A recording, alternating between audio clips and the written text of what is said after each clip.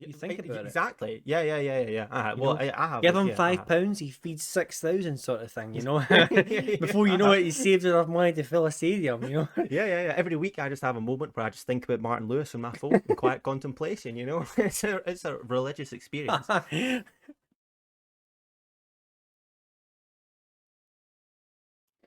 Okay, so for my topic this week, I kind of want to know what you think about money right now. Because, and that seems quite broad. Now that I've said that, that seems massive. I fucking love this stuff. But because we always talk about money, and I specifically talk about how money is basically the root of all evil, how it's like a corrupt Mhm, system, how mhm, mhm. businesses take advantage of it. But it also seems like, especially like where we're from and in the societies that we're in right now, people have a lot to complain about money on a day to day basis. Whether it is they don't have enough money, people Mhm, are they're mhm. in debt, they're struggling with money at the moment, that their wages aren't high enough. So I kind of want to get what your opinion on money is right now. Like, how do you feel about money and maybe your situation and in the Mm. society around you? Yeah, it's funny. You, for like the viewers at home, this is something that you and I probably talk about quite a lot. Just in general as money. This has been like quite a big theme of the guide so far as well. It's been like social media and money, and fucking just before we started recording, I was talking to you about money. Because I my kind of personal view when it comes to the state of money right now in the world is this: it seems so fucking it seems unsustainable. I don't know if this is just me getting older and realizing that like everything in life costs a lot of money, but it seems like things seem to get costing people more and more. For instance, like a brilliant example is like houses and the amount that they're going up in prices, and that their people's salaries are not going up nearly this much. Like I think salaries have stagnated for the last like 10 years, but things. The inflation value keeps going up. People keep having to spend more and more and more. It feels like to me people are relying more and more and more on debt now. It seems like people are just not able to effectively save. Now, you and I have also spoken about saving in the past, and I think that most people are very, very bad at saving. Just like piss poor, most people actually, and I don't think it shouldn't really be too hard. I think a lot of people spend money on frivolous things because there's so much in the world that's just too easy to spend money on. But that, without going into any more detail, that's my main takeaway. I feel right now we're in this situation in which it just keeps like it's building and building and building, and the pressures that are put on people are just becoming more and more unsustainable. Like the amount that you need to effectively continue keep living keeps being going up, which means people have less money to spare in the bank, less money to put in their pensions, less money to buy a house and make these big investments. So it's a situation that I freely admit I don't have a huge depth of knowledge on. This is just me like reading the news and talking to you about it and forming my own opinions. I'm not a fucking economist. I don't have any insightful views on that. But it seems like we're heading in a fucking bad direction to me. Sure. And I feel the same way in the sense that when I speak about money, it might seem like I think that money is like a really evil way or a really corruptible way in which society is now running itself. But Mhm. I, I actually don't really think that. I think that money in the way that we see it is like something that people have come up with, but the system that money represents is really value. Right, I So, was just going to say that. so like when you think about it like that, money isn't really a system that humans have developed. It's just a way to represent how valuable things are in our society. Sure. So before you had the pound and the dollar and all that kind of stuff, like back in the day when tribes were just coming about, you would have had one tribe that was really abundant in terms of fish because they had a river running through their land, and you had another tribe that was maybe in the hills or something, and maybe they had a bunch of goats, something like Mhm, that. So when mhm, those tribes got together, they traded them based on how much was available for one to the other. So maybe one tribe had like 40 fish, that tribe had like two goats. So it was like the goats are really valuable because there's not a lot of them. We need them. If you want some, you'll have to give up a lot to get to yeah. to get one. Mhm, Now, mhm.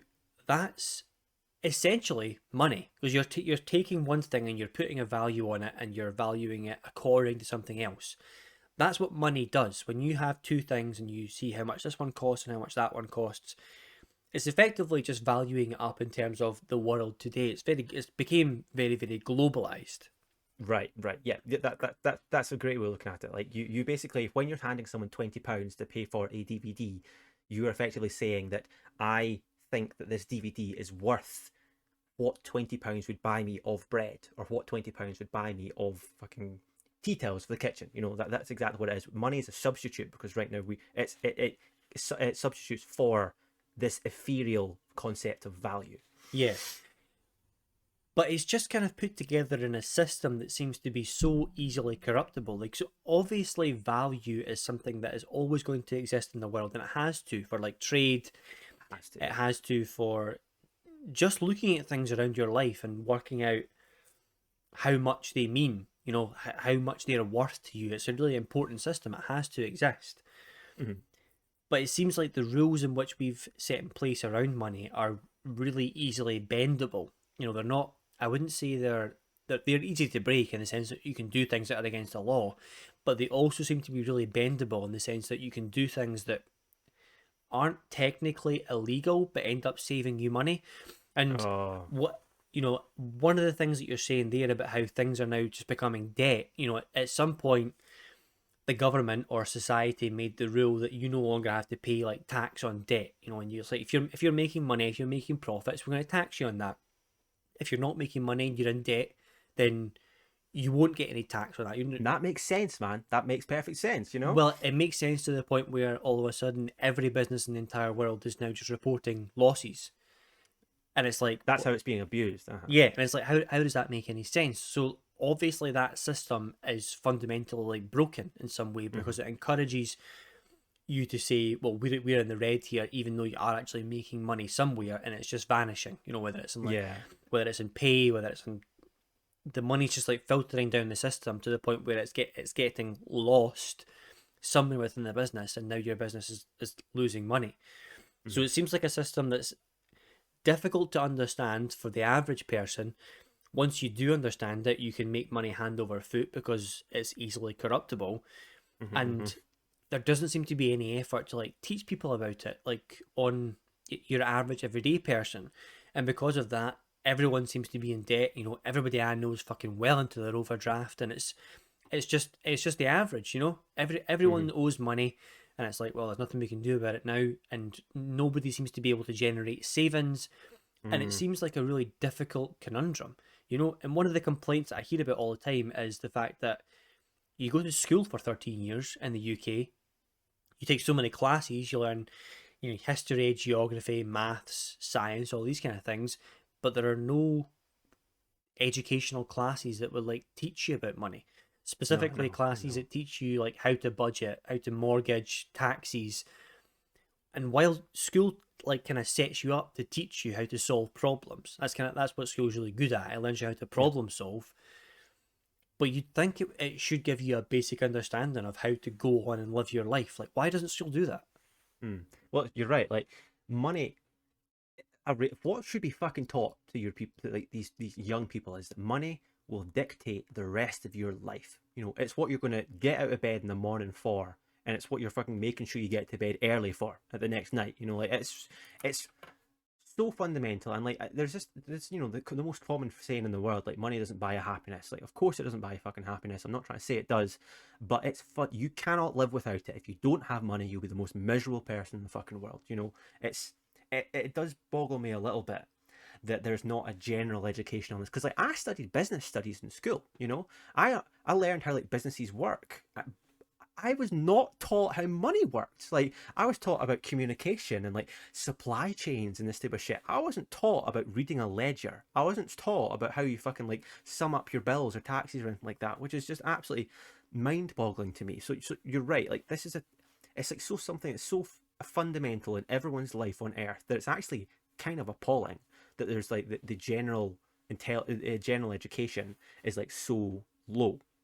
But in terms of what you're saying there about how like the system just seems so corrupt, and how there's like so many examples of people end up abusing the system in place, it's like, I think in some way what we're seeing is kind of like inevitable in a way, actually. And even like not teaching kids about it is inevitable. And I think it all comes down to the complexity of how we deal with money, because it's like tightly entwined with law. You know, I'm pretty sure. And I don't claim to have an idea about any of this type of stuff, but I know that human beings, what we're really, really, really good at, is coming up with a set of rules and then figuring out the most efficient way of applying those rules. It's what we're fucking brilliant at. It's like for instance, like football or tennis or like cycling. You think it's really, really simple. People either have to kick a ball into a net, people have to hit a ball over a net, people have to drive down a track quickly. But see, when you start getting to like Olympian levels in each one of these relatively simple activities, human beings find ways of like peering through the simplicity and finding the completely bizarre, complex strategies at place here that end up giving you an edge in the competition, and like how to take into account external factors to create like what I'm basically saying is that we're really, really good at adding complexity in order to create a better result. That is something I see with money right now.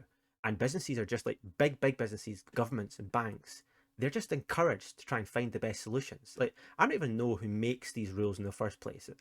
It's not just the government, like, because the bank and the government are like that, they come up with the rules together.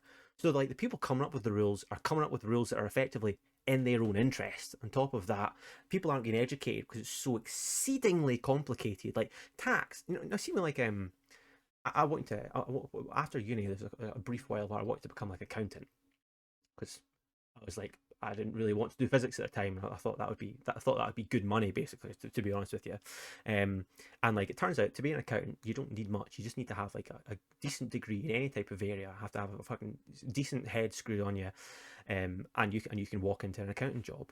But like if you haven't studied accountancy, you are not allowed to touch tax. No matter what your background is, you need to have a degree in accounting with a subsection of tax in order to actually enter that world, because it's just so out of this realm, mentally over the top, confusing, and that's basically where not to answer the question in total, but I think that's where we see this from. I think that's why money is so rarely talked about. I think why it's so complicated. I think it's why we don't see it in schools. What? Well, I think that you're right in the sense that there are levels of complexity to money, and it keeps on developing and developing itself. That's absolutely true. And I think that's maybe one of the benefits that we see from like a capitalist society that has like Sure. markets in it. It's one of the Mm-hmm.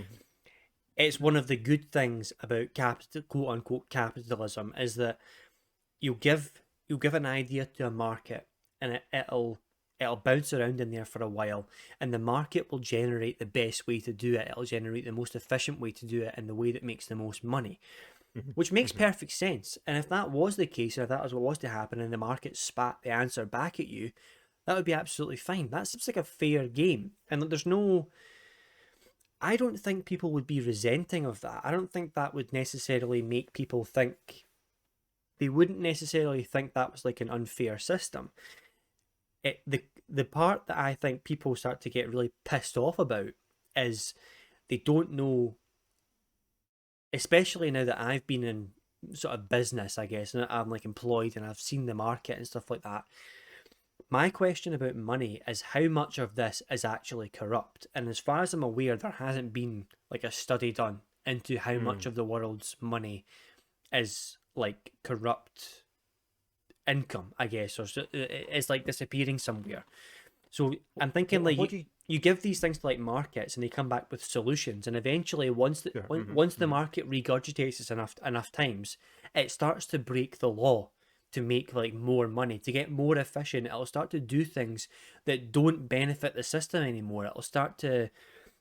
It'll come up with the best and most efficient way to do something, and once it doesn't start doing it any better, it'll then start to do things that it shouldn't be Sure. doing just to drive the money up, which is Yeah. like an inherently corrupt system. And eventually it will just break the law. It'll stop adhering to the things that it has to do. Like, for example, I work in like the roads industry, and I'm pretty sure that if you were to put like a road maintenance plan towards the government, eventually the private company would say, how do we make more money next year? And eventually you can't, because it becomes so Yeah. efficient that you start to cut corners. You start to do things that Mm. the contract says you should do that you shouldn't do. I'm almost 100% certain that must happen. In every industry, yeah, that you're right. We're probably talking. I approach that from a slightly different angle because I wasn't thinking about when the system fails. I was thinking about when the market comes up with a solution that's like so complex. It's like normal people can't achieve that. It's almost like a different set of rules. Because what I'm thinking about, like, see, like hiding money in shell companies, you know, and like using offshore bank accounts and that type of thing. This isn't illegal. You know, that's the thing. This still operates within these legal boundaries that the system, the market is set up in place for these laws. I think that's where people really get pissed off. It's because it does feel like there's a different rule for the common people and a rule for the people that can afford crazy accountants to hide their money every single year, and that they're still following the same laws. They're never going to get caught doing this. It's because they're not officially doing anything wrong.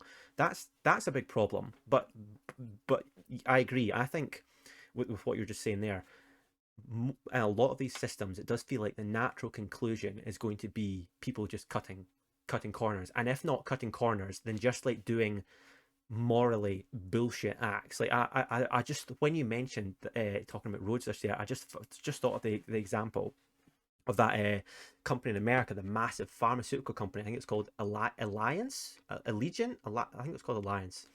Don't even know, but like basically what they did was they realized that they saw an existing system within the market, and they thought we can exploit this. So what they did was they started really, really aggressively acquiring pharmaceutical companies that made really niche drugs. See, like the drugs that like only 1 in 10,000 people needed to like control their blood, fucking some shit. I Yeah, don't yeah, fucking know. I You get know, the idea. some Yeah. crazy. Yeah. So what they do is they would buy out each one of the manufacturers that produced this type of drug, so that they were the only company in the entire world that could make this drug, and then they just artificially increased the prices by like several thousands of percent. Like when they just like started buying out the companies and increasing it little bits, the thing is that was legal. That was fucking allowed. They just ended up, as you said, they pushed it further and further. Each year they put it up a couple more percent until like by 2017 or whenever when all this shit came out, people were spending like $10,000. Their insurance was paying like $10,000 for a pill they need to take every single month, just because these companies were so fucking heinously corrupt that they just kept pushing the prices up. And they knew, like, the worst thing about this for me is that these companies literally provide a service to the sick and dying. You know, the people that are they have poor health. You know, they are vulnerable to whatever extent you want to say it, and they were deliberately choosing these people that had dependencies to take advantage of them. So you're right. Eventually, these things just get so big and like anonymous. You know, the blame isn't can't be placed on any one person. All that happens is that machine just turns and turns until we're going to take the money however we can. If it's out of the pockets of people, illegally or not, it's going to fucking gobble it up. Yeah, I think the problem though comes from where when you've got your average man on the street, your average woman on the street, they're looking at the system and they, like you say, when they look at it and it's like a level of complexity where it's like they can't even begin to understand it, where it's like, but it's behind the wall for them that Mm-hmm. they can't get around, they can't see over. That's when the systems, that's when people start to turn around and say, this is unfair because there's money that's like locked away here that I can't and never will get to. Yeah. And they're looking at like they're looking at a different society that's behaving and acting and obeying a different set of laws and rules compared to the ones that you're doing. I think the resentment comes from when someone turns around and says, I can't actually do that. That's totally unfair. When you're saying like businesses are artificially increasing the prices, that's when people start to get fucking pissed off about it. Seriously pissed off And about it, it's yeah. when people start looking around at that point and they're like, this isn't fucking equal, and I'm pissed off because Mm-hmm. this isn't like a level playing field anymore. And that's what I'm talking about when it comes to money becoming this like corrupt system. I'm not saying that anyone's breaking the law, but when money starts generating its own money, and when companies start finding ways to artificially increase their money and they start like screwing things up, they start mucking things up at a Mm-hmm. higher level to make their own profits bigger. It's like there's something not working here, you know. And I can Yeah. see why someone would be angry about that. Yeah, it's when it's almost as if when like the system introduces inequality in order to maximize profits further than they're trying to go. That's when like people get really fucking upset. Here's another example, or another nice one, which like directly relates to the idea of things being unattainable for some people. Fucking the UK now in the COVID episode we talked about how much of a fucking clusterfuck it's been in the UK trying to get a hold of air travel and like trying to stop people coming in the fucking country. Well, right now UK apparently is like we're in the one of the biggest spreaders of this Delta variant, or whatever the fuck it's called of COVID, and shit's basically looking pretty bad. So we've started to introduce a couple laws where like you need to quarantine for 2 weeks if you go to certain companies and come back to the UK. Well, they introduced a law a week ago where if you own a company and if you're coming to the UK for financial interests, as long as that company has more than 500 personnel, you don't need to quarantine. You don't need to fucking quarantine just because you have money to spend in the UK. Mm. This is what that's a great example of like, this is completely legal. The system that we work under, the government itself, is actually making this legal. They're putting the laws in front of us, clear as day. There's no complexity there. That's just a brilliant example of money just totally corrupting. That's exactly it. I see, when I hear people talk about this in general, this I think this is probably the main, if not the strongest argument for universal basic income, where Mm, people start they think about the inequality that's happening and they think, because I would agree that in today's society it's probably almost, you're right, that it's inevitable that this starts to happen, and people look at a way to change that. And I think it's probably radical people. I'm not sure if it's like on the left or if it's like libertarian, but these extreme people who say the only way we can counteract this is to totally change it up. Now, when you look at something like universal basic income, and it's like, yes, that would change it just up. to give everyone just like a flat sort of like wage, Yeah, if you will, that would do that, because you would become uncorruptible, because nothing you did would make you any more money, sort of thing.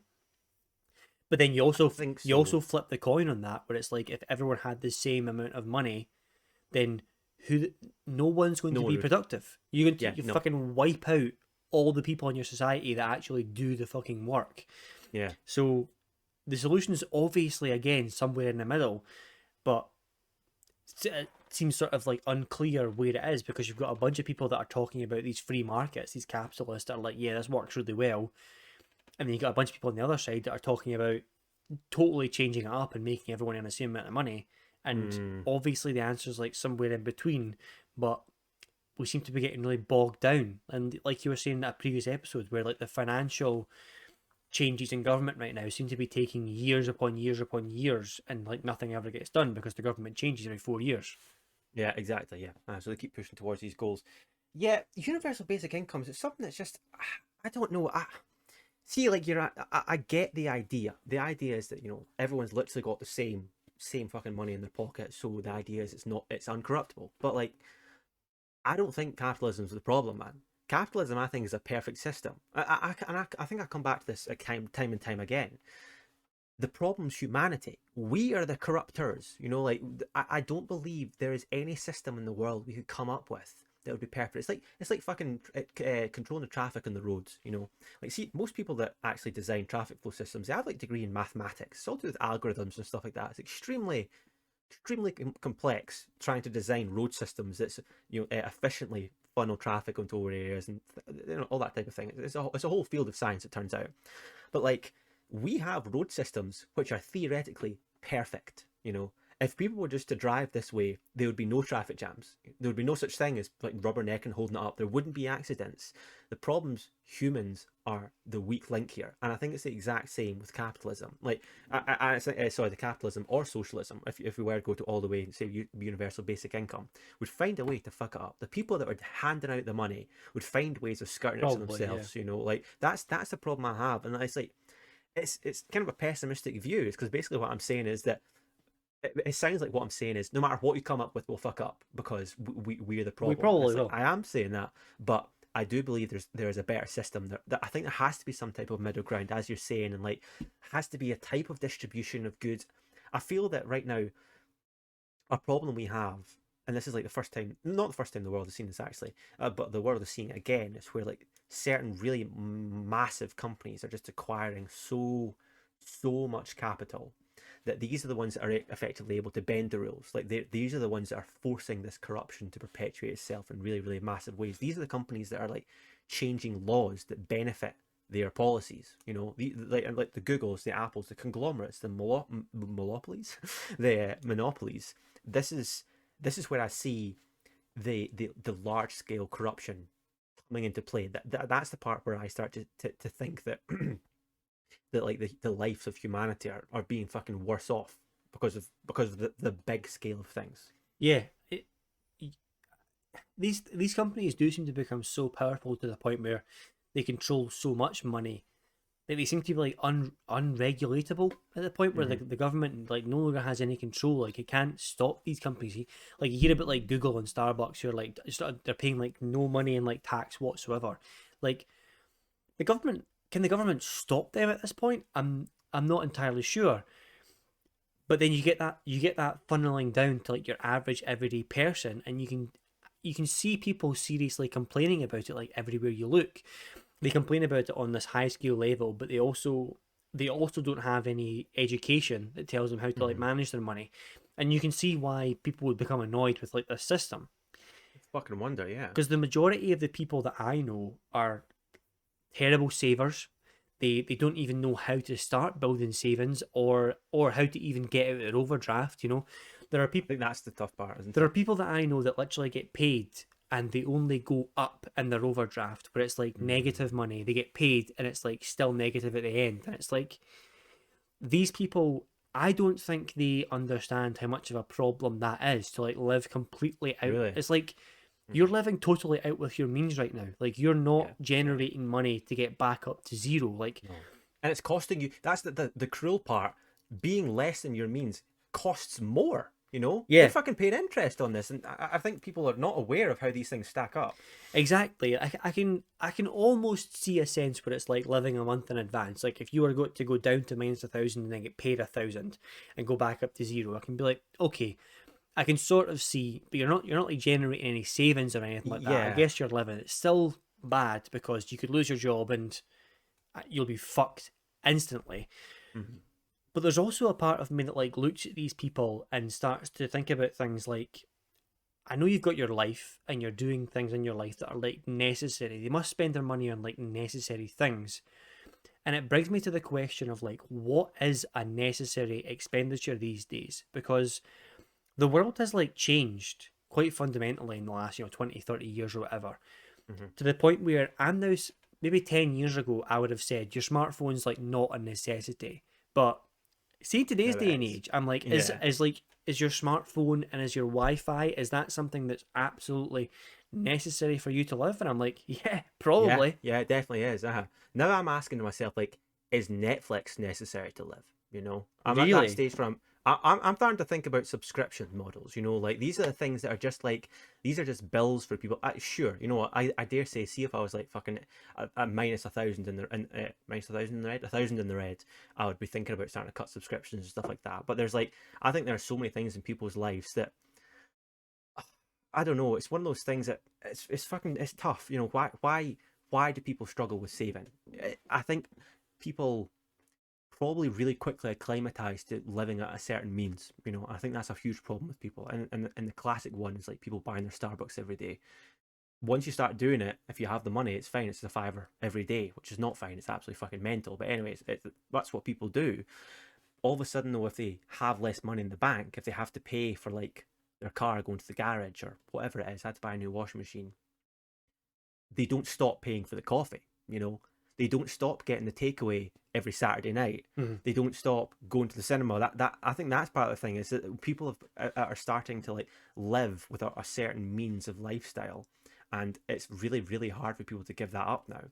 Yeah, maybe the idea is that people, they very gradually change to acclimatize to the amount of money they're making. So if they're living within their means, which I'm sure a lot of people are, living within their means, they come back up to zero every month, or they come down to zero, then go back up, or whatever it is. They probably gradually acclimatize to the extra money they make as their life goes on. But then if they were to lose a section of that income somehow, if they were to lose their job, Mm-hmm. such a drastic change in your lifestyle, that's probably really difficult. So when Mm-hmm. someone gets paid, if you were getting paid £20,000 a year, and then you got a bonus and you were getting paid £30,000 a year, you wouldn't instantly start spending £30,000 a No. year. You would Mm-hmm. gradually increase, where you'd be like, oh, I can get a new car, so I spend this Exactly. X more Mm-hmm. a month. Oh, I can actually afford that coffee at Starbucks rather than getting one at McDonald's on the way in. Like you would gradually move up. Whereas if you were to lose your job or something like that, I think it would be a really hard change for you to stop getting a takeaway, to Yeah. get rid of your car, to stop getting that coffee, like all these things you've become used to, if you know what I mean. Mhm. So it's probably more about how gradual the change is as opposed to how drastic it could be. I think actually this is like a massive problem in the UK, and people's like it does seem that like pretty much people are encouraged to live at the limit of their means. You know, it's like you as you said, you get like a 2 grand promotion at work or something like that. You're like fucking, you feel flush for the first month. All of a sudden, after the next year, these people that have just had this big bonus, they're not saving 2 grand a year. No. They're just spending that on something else, and they're not even thinking about it. It becomes part of like the usual, just what's getting taken off the bank sheet every single year. And I think there really is something to be said for people's lack of awareness about where this money comes from, and where it ends up going. Yeah, like, I don't think many people would look at their bank statement at the end of every month and like look at all the expenditures they have and like completely understand like what was like going Hmm. on, if you know what I mean. They just kind of look at the balance at the top and they see what it is, and that maybe defines a lot of how they feel Maybe about something to their that. situation at the moment. Hmm. And I'm not saying it like if someone was to get like a 2 grand pay rise or whatever. I'm not saying that they should then be saving 2 grand a year because that Sure. doesn't No, make any no, no. sense. You know, No. as you earn, like you You just want to progress yeah, in yeah, life. you like you deserve a little bit. You know, if you make that Hmm. 2 grand, you know, get nicer things. If you want other stuff, if you want nicer clothes or a better car, Hmm. then you can absolutely do all this stuff. I think one of the things you were saying earlier though really caught my attention, where you were like, money doesn't make people happy, and I think Hmm. that's like true to a certain extent, where it's like if you have a certain amount of money, no amount of money after that will make you any happier. But if you don't have enough money, you will be It's fucking miserable, miserable. because money's like not a reason to live. You'll have reasons to live in your life and your friends and your family and all that stuff. But you definitely fucking need money to do that, if you know what I mean. Yeah. Yeah. That's like a Exactly. gateway to like having these things even to begin with, which is why I think there's so much resent over the fact that people feel like the system they live in is like unfair. Hmm. I also I think it's quite well understood actually. Now I'm thinking about it. But what's another thing which is just so fucking bullshit about the system, even excluding like multinational corporations, is that I think it just costs more to have less money. You know, like see if you have less money, see if you've not got £500 in your bank, you cannot buy a fridge. You need to buy the fridge on credit. That means that £500 fridge is going to cost you £750 over 2 years. You know, you're going to be spending more money. When it comes to buying like a big fucking pack of beans, you're not able to just you're not able to afford like a 24 pack in which you'll be paying half the price for all of these. You're just going to get the one at a time, you know, Yeah. and it's going to cost you a fucking fuck ton. It's just as well as like you're not going to have interest. You're not going to be making inflation. And I know that interest rates fucking don't exist right Oh, now, they're dog shit. but yeah, but that's the theory there. That having money irrevocably makes you money. So like people that don't have money, they feel really, really unfairly affected, and that's because they fucking are. At the end of the day, it's complete bullshit that that's the way the system works. But you know what? That's you can't do anything about that. I don't think that's just like economies of scale to an extent. Yeah. So if we let's take a bit like a logical approach to it. I've been looking at this earlier on. I've been doing a little bit of research, not a whole ton, but I've been doing a little bit of research, and I've looked at the Hmm. UK rates right now for like minimum wage and what the national living wage is considered to be. So a person who is 23 years old or over, the minimum wage for them, which is considered the national living wage, is £8.91. Now, I've done a calculation of that like over the course of a year. So I've multiplied that by 40 hours in the week times 52 weeks in the year. And that comes out to about £18,500 per year. Now, I've lived on my own when I was at university. Um, and I can tell you that £18,500 a year is definitely Plenty. enough for you to Yeah. live. You know, even if we think about, I had a roommate when I was in uni. So even if you think about having somebody else to live with, I was paying like £250 a month on rent, which was in Glasgow. I was paying like, I don't know, £75 a month on bills. How much rent are you paying? Sorry. It was 250 a month. The flat, and it was a two-bedroom flat, and it was only That's fucking it was only pennies, man. £500 a month. Yeah. Yeah. So even if you were to say you were to have a place on your own and it was like £500 a month, and then you had like 150 on your bills and you had 150 on like council tax or whatever, then you had 200 a month on food, you're still talking about like £1,000 a month. And I'm sure Mm. there are other expenditures there as well. but like 18 and a half grand is like enough to live.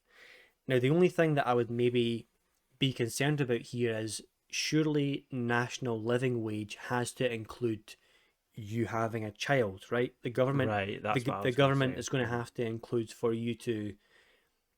It has to give you a financial incentive, or at least let you be financially capable of having a child, so that they can then grow up and they can make money. Yeah.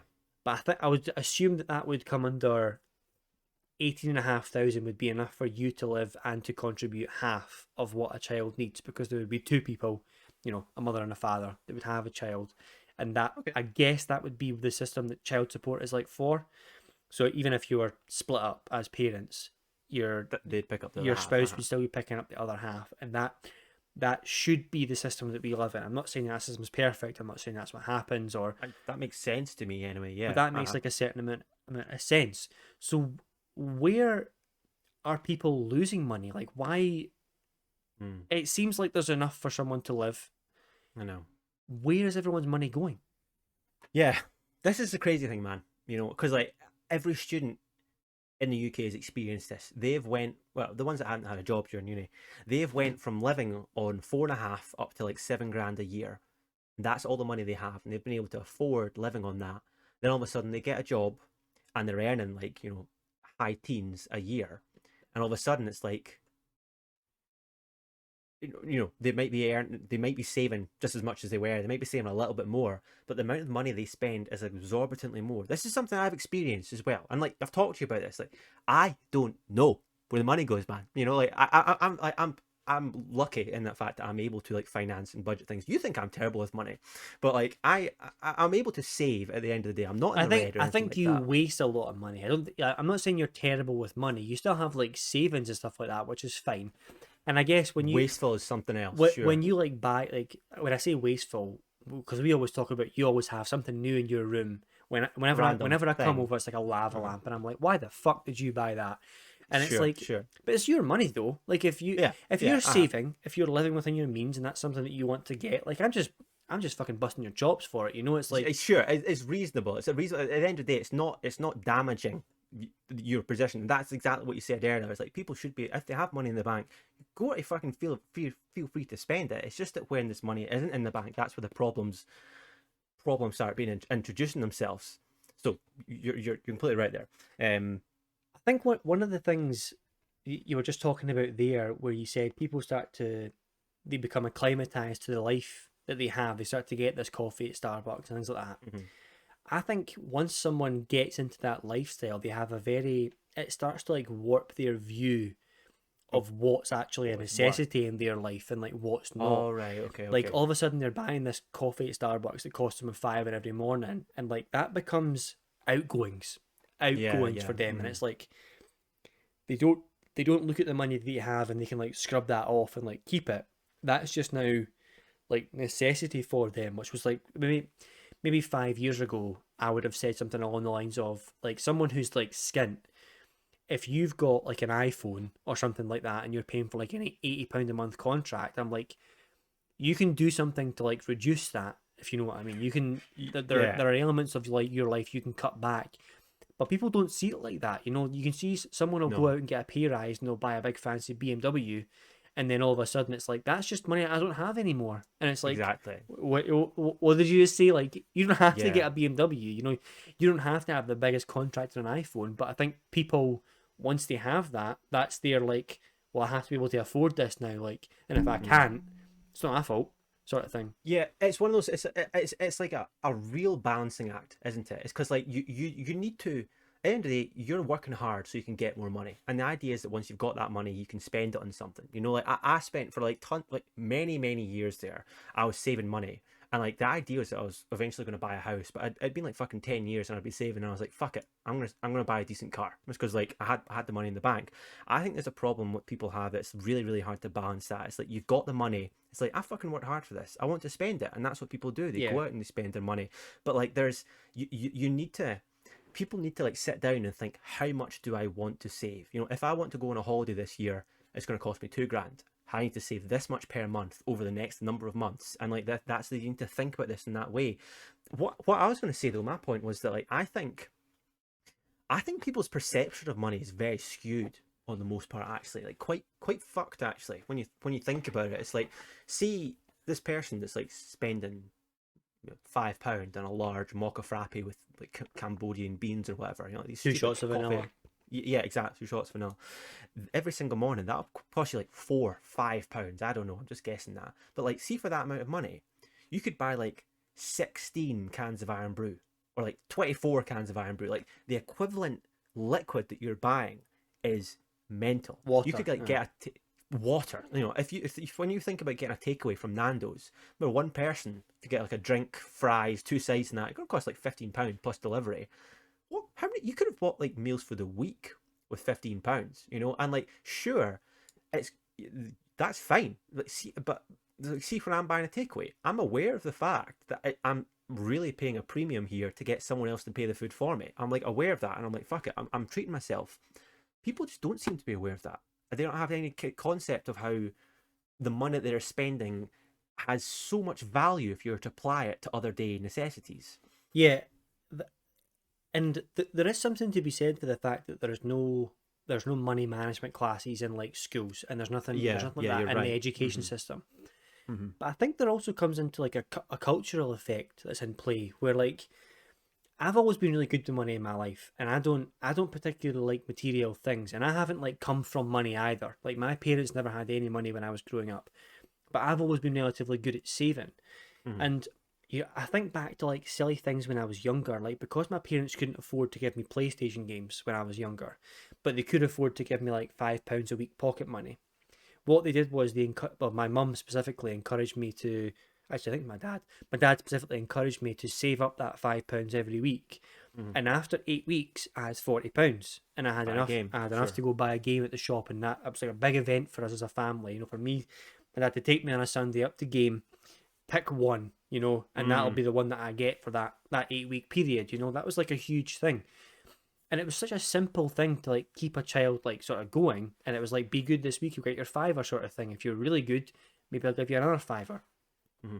And that, without even realizing it, I think my dad taught me like a really key element of like money management, where it's like, if you want something, you like budget for it, you save up, and you go out and get it. And I think I've kind of applied that to like my savings as well, whereas like Hmm. the income that I get, not all of it is like income that I'll spend. I'll put like maybe at the start of every month, I've got like a standing order that puts money into my savings account, and I put like, Hmm. I don't know, £300 £400 away just for a rainy day, just in Hmm. case that something happens. So I'll have like a small egg in the bank to do something like Always. that. Yeah, yeah, yeah. Hmm. And then the rest of that money is like expendable, because like I say, you don't want to just be saving, all your money. You want to be No. like living at least. Yeah, yeah, yeah, yeah. Uh-huh. But a big part of it for me is not waiting until the end of the month and saving then, because I think if you are approaching the end of the month, you see the amount of money you have left and you will be encouraged to spend it. Whereas if you take it out at Mm. the beginning of the month, it won't be money that's left in your account by the end of the month. So if you're asked to do something on the last day of the month, you look at your account like nothing left, like, sorry, I can't do that. And like, Yeah, yeah, yeah, yeah. don't think of it like that. So it seems, as well as an educational aspect of it, there's can be a cultural aspect that I think you're right. The government don't seem to want to teach you to do that. You're encouraged to Mm. spend all your money to get it like back into the system, to To, not to, not to, not to to save up. encourage the economy to keep moving. Yeah, Aye. because your saving doesn't do anything for the government, but it does a hell of a lot for you. Like, just in case Yeah. something happens, your fridge breaks, you don't have to Mm. get it on credit. You can get it on your savings. There's Yeah. there's a benefit to society here that I think we could be culturally teaching, and that's what I'm going Mm. to be doing if I have kids. I'm going to be teaching them the same sort of Sure. things. Yeah, yeah. That's funny actually, because like I was never really taught about money as I was a kid. I wasn't like given I wasn't given pocket money or anything like that. My parents just like gave me things when they think I was good enough or something. I don't know. I don't exactly know what their thinking was, but like I certainly wasn't like I'd be walking to the shops and ask for a toy and get it. Most of the time I got given a no, But once in a while they would be, and like that was in their mind. That was, instead of giving me money, they thought that they would just like divvy me out things and buy them at a rate. And my parents had like their own reason for doing that.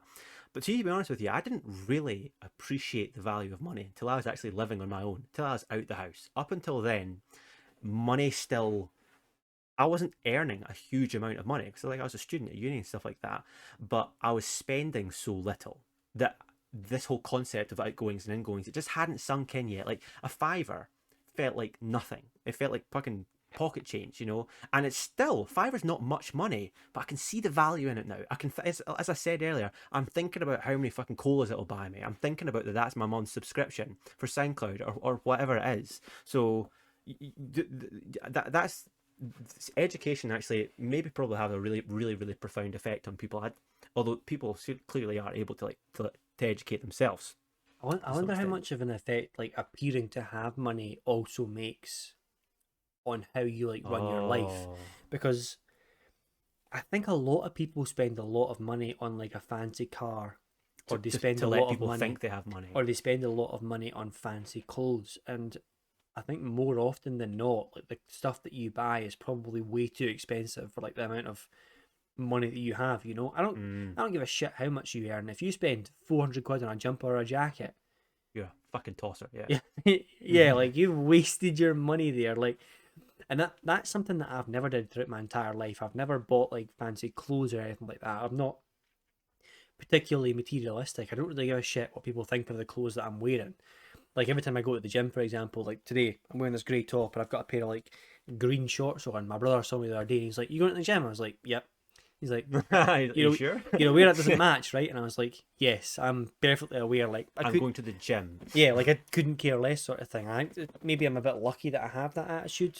I'm not entirely sure, but I think clothes and cars are definitely big ones. Yeah, I think an aspect of that, of like your perception of the world around you and being aware of its perception of you is like tightly tied to your like maturity. I think you're right. There are a lot of people out there which do spend money to appear like they have money, and cars is a great one. You know, watches are another one. See the amount of people like I follow like watch subreddits and stuff like that. I quite like watches and like the amount of people that like they like save money for 3 years and spend all of their savings on a watch. It's like of all the things you could have fucking spent with that money. Don't get me wrong, I fucking love watches. I get it, but you're a moron. You know, you don't understand why you're doing this. There's definitely something to be said for that, and you're right. It probably ironically makes people spend more money trying to appear like they have money, which is something really like, cultural in society.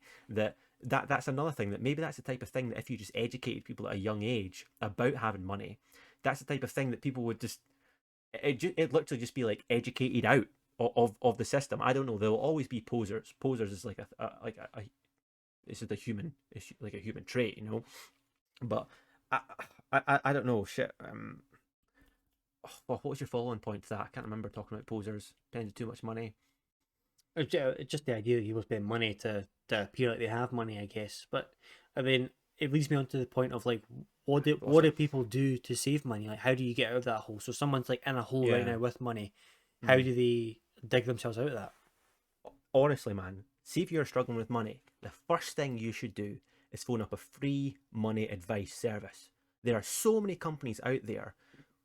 Debt is a common problem. Oh See yeah, if you're like sitting, see if you're sitting there and you're in the red every single month. You're like sweat. It would cause you severe stress. It would make your life very uncomfortable. I would imagine. yeah. You're not the only person dealing with that. There are millions of people dealing with that. There are so many services across the country that are there to help you get out of that and come up with savings plans and stuff like that. Like fucking Lewis, not Thoreau. Martin Lewis. Martin Lewis, yeah, Yeah, yeah, yeah, Martin Lewis, like the financial expert guy. He has like a service where you can phone in and they'll have like a company which basically will literally come up with a plan for you to get on top of your fucking finances. And it's basic stuff, man. It's like, see, for the first month, try and save £3. You know, that's all you need to do. See, once you've done that, double it the next month. All of a sudden, after 5 months, you've got like £100 in the bank, you know, because you're like keep doubling and adding a little bit on. And that's the only way to do it. Because see, if you aren't in quite a bit of red, it's going to be a fucking slog getting out of it, man. You know, that was it's the not point. going to be That was the easy. point I was coming to there, because I've recently been trying to buy a house and Mm, I've been looking into like mortgages and things like that, and I've got a deposit saved up for a house, so I'm now trying to get myself onto the market. And I didn't know where to start. It's like what mm, the fuck do you do? Like I say, you don't get taught this in school. No one really no. teaches you about mortgages like ever. So I was like, what the fuck do I need to do? And I found this website called moneysavingexpert.com, Exactly. which is run by Yeah, this guy, Martin Lewis. Barton Lewis. It Yeah. was run by this guy, and it basically takes you through what you need to do to get a mortgage, and it takes you through the best options as well. Right. It tells you how much of a deposit you need. It's like, if you can get 10%, that's great. If you can get 20, that's another big step to getting like a much cheaper mortgage. If you can get Spending less over time. if you can get 40% on your mortgage, apparently that's when it like bottoms out, and it's like this is the most benefit you can get for your money. Because like Mhm. if you can get, so it just teaches you those little things. And like you're saying there, I don't think you even need to be like severely in the red to be thinking about phoning like a No, no. free debt helpline, because you might not be that stressed out now, but if you a few months down the line, if you figure out you're not getting out of this hole and like you can't do it, I genuinely believe that, a certain level of money is like, it'll get you to a level of like quote unquote happiness, and more money won't make you any more happy. But if you go below that level of money that you need to be happy, you start to become really, really unhappy, and Yeah. it starts to stress you out, it makes you miserable. It's all you'll think about. Yeah. Yeah, and it becomes like a bad cycle. And Mhm. I think there are a lot of these services out there, and I've because I've been working at home recently at my mum's, they've got This Morning on, and with Philip and Holly, and they do he's on that like all the time, and Oh, he's like really? he's, Right. he's Okay. like talking about things that people can do. There's like Mhm. wee things that they bring up where it's like people that are doing this or doing that, like how does someone remortgage was one of the ones that was the day that I found out he had that website. Mhm. And he was talking about fixed rate mortgages against variable rate mortgages, which sounds like fucking, it was gibberish to me. Sure. Didn't understand But you any of need a it. guide. But That's what it's yeah, there but then for. he was like, visit my website, and I went on, and it taught me all about like what I should be saving to get a mortgage. Yeah, Like, yeah, yeah, I yeah. think his website has like a bunch of tips on like loads of stuff. Dude, yeah, I've actually signed up for a subscription. So I don't pay anything, but every month I'll get a newsletter, which is just like tips and tricks, You're a which bit is just fucking tells you. hypocritical if he's money Yeah, saving expert, and he was like exactly. £15 a month, guys. Guaranteed to save you money in no time. Cash, cash, cash. Oh, this guy's an asshole. Yeah, yeah. So like, I get like fucking that. See when I go to McDonald's now, I don't spend more than £2. It's because I just do the thing where I just buy a Big Mac, sign off the code, hand it back to them, get another Big Mac for £2, use that receipt to like that's how I fucking do it. When I go to McDonald's, I spend £2. Like that's a small thing I picked up from that email chain, and like there's constant like there's actually a lot of ones that if you want to go through severe optimizations, these websites do help you, and they make it available to you. For instance, like you could, if you wanted to, every single month just start a new bank account. It's because so many banks do this thing like move to us in the first month you'll get an extra £25. You'll get 15% interest for the first week or something like that. And there's people that do that every fucking month, and they just like keep making little bits of money. It's like there are things out there, and you need a professional to point you towards them if you actually to try and like get stuck into it. It's because like no one you're not gonna fucking find this shit out on your own. So Well, there's like these type really small optimizations you can make. It's easy enough just to point someone towards like an advice and say, that's what you need. That you'll start making money now. I think I think people just need to remember you need to start small. That's the main takeaway. Apart from any of these advanced techniques, like you just need to figure out a small aspect in your life where you can save money and snip that shit out. I think people need to realize that having a problem with money is a really common problem as well. Like, I think a lot of people are struggling with this, and even say, for example, there's if you're part of a group of like 10 people, and you go out to the pub on a Saturday night, and you're looking around, and everyone's wearing like the best clothes, wearing the best gear. Mm, They've got Balenciaga jumper on, some guys got Yeezys on, and it's like you're looking around and you're thinking everyone's doing well with money. It's like no, like no, they're not. no, exactly. It's like everyone's in the same boat, and like there's no I don't know if there's no shame in like going to these places. Like, I'll quite happily use money saving expert. I'm not even bad with money, and Exactly. I'm Yeah, yeah, fucking on yeah. this website, and I'm like, yeah, how do I get a mortgage sort of thing? Sure. How do I go about like saving as much money as possible? Like, phoning up a debt helpline is not something that I'd even think twice about. If I Hmm, was to hmm. be struggling, I'd be like, how the fuck do I get out of this? Do I Because get out of this exactly? if I was like, Because there's no instructions. Like no, the bank aren't going to tell you. They aren't going to phone you up. By the way, you've been going to the red last couple of months. You want to check that exactly. out. You really need to take the initiative onto yourself.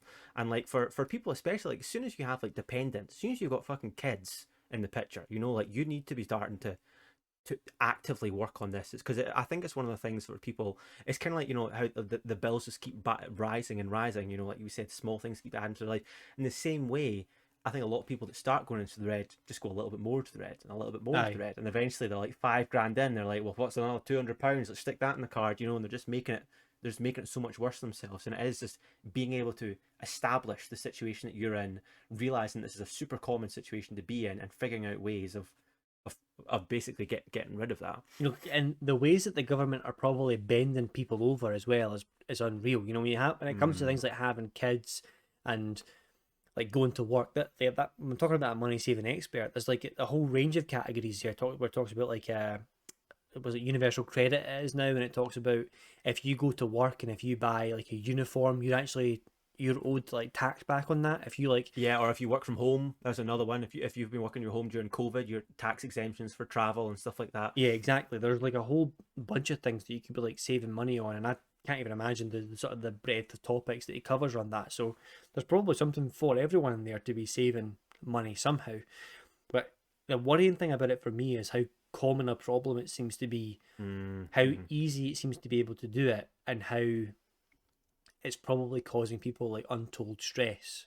Yeah. And it seems to be such an easy habit to to sort of slip into. It seems like it's a cultural thing where we just kind of slip into this aspect of like losing money, and Mm. doesn't Well, seem to be good.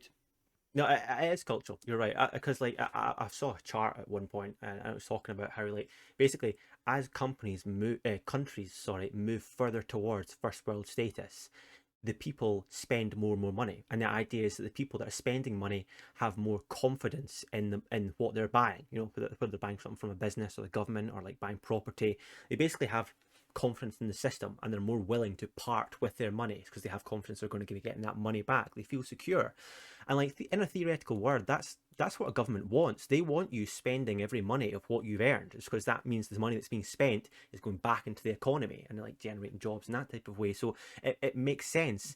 It's almost gone too far now. The government is willing to push people further than they actually can afford out with their means, and that's when it really is cultural. Because like, see in China, see like they have one of the highest rates of savings in the world. Like people save like 40% of their income. It's crazy, you know, unbelievable. And that's cultural. That's just pure cultural. It's because they have, and like I don't understand why those differences even exist there. Because in the UK, we're one of the highest. Like it's like the USA and the UK are like the highest spenders. We spend like 60% of our income or something like that just on like frivolous good.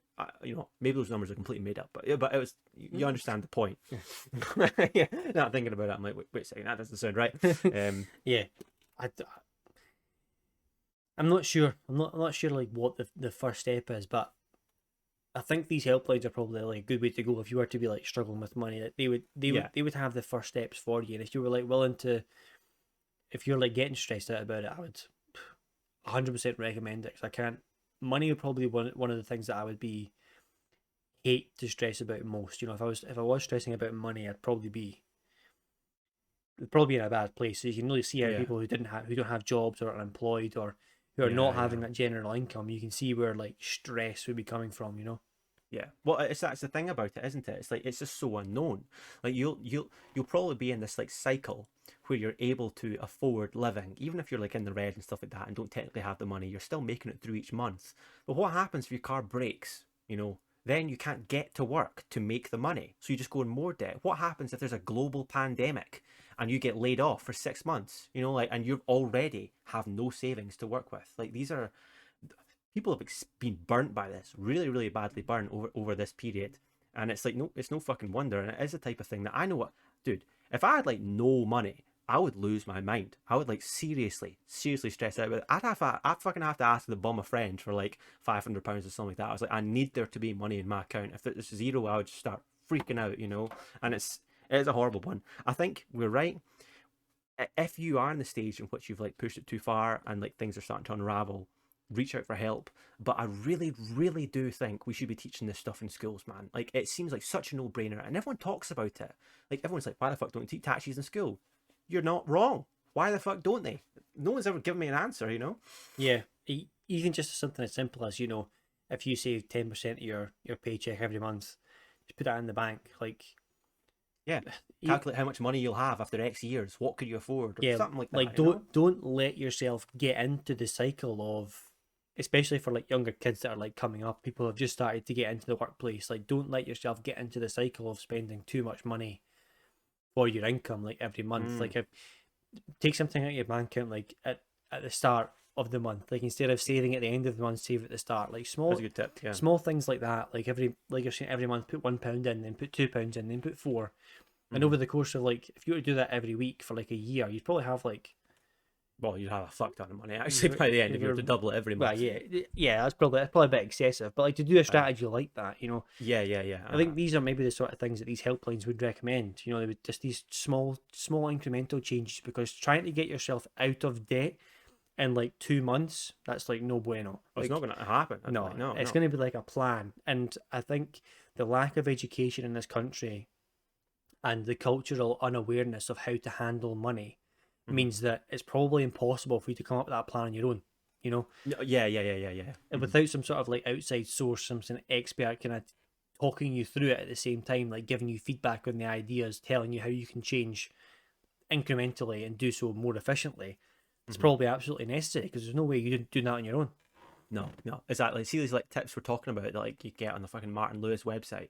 It's not possible or expected for anyone to do these things themselves. This is where the complexity just starts biting people in the arse. And but the good thing is that as much as these like massive multinational corporations are able to take advantage of these, we do have resources available to us that are able to take advantage of these, obviously on a much smaller scale. It's nothing like, we're not hiding taxes or anything like that. You can't do anything illegal if you're poor. Sorry, but it's a first step anyway. And yeah, it's mental. It's right. It's something these days. It's just a given that so many people are in debt, but at the same time, so many people act as if they're not in debt. You've never seen so many people cutting around with brand new cars. You've never seen so many people cutting around with like fucking, as you said, like nice gear on and stuff like that. It's just so perplexing. It's because you can see the statistics. You know how many people are in debt, and you look around. It's like, I don't see poor people. See back when like my dad, he was poor, actual poor. And I know that you and I came up in a bad area and stuff like that, but like he was poor. He had like one pair of shoes and one pair of shorts a year. That was all like clothes he had. Like for tea, if their mum didn't have much money, he would get bread with sugar on it, you know? Like that's what poor is. Yeah. People aren't poor anymore. That's what's it's crazy. It's because people are in the red, but we don't have that level of poverty. And I guess that's a good thing. It just means though that people like debt is a pathway that's much more viable for people now, and it ends up biting you in the long term, even though in the short term it might feel like you are keeping your head afloat. Yeah. And like, we're talking about this Martin Lewis guy, like he's literally known as the money saving expert. Like he's Yeah. he's had to go out and become an expert in order to learn how to do it. It's like the average person like can't know these things, No. so you have to get someone to like help you do them. If you're not doing these things already, you don't know how you're not doing them. Like you can't just Yeah. like change your life like that. No. You have to go out and seek someone who is an expert An to like expert, sort of yeah. guide you through it, sort of thing. Yeah, I had to watch a guide because I had a help to buy ISA, and then a year later they introduced like this new type of ISA called the lifetime ISA, and it's like I was trying to look at the differences, and like I'm someone that's not an idiot, but even still, I was like, this is not clear whatsoever. Yeah. Debatable, it's debatable. If someone has watched all these episodes, then they'll probably have a very short debate. But They've closed off by now. Close YouTube. Delete. But that was a perfect example of like he basically had a video and he's like, okay guys, lifetime ISAs that come out this year. He literally had pros and cons on the screen, listed it out. I'm like, excellent. That's all I fucking need. Like these are like fucking. It's wondrous. He after all, like you said, he is the money saving sultan. There's a reason. Yeah, he's got like pros on one side. It's like, here's why you want it. Like, here's the people who want it. Here's the people who don't. Exactly. He's Yeah. kind of like this generation's Jesus. You think about it. Exactly. Yeah. Well, I have. Give like, him yeah, I have. £5, he feeds 6,000, sort of thing. Before you know it, he's saved enough money to fill a stadium. Yeah. Every week I just have a moment where I just think about Martin Lewis on my phone in quiet contemplation. It's a religious experience.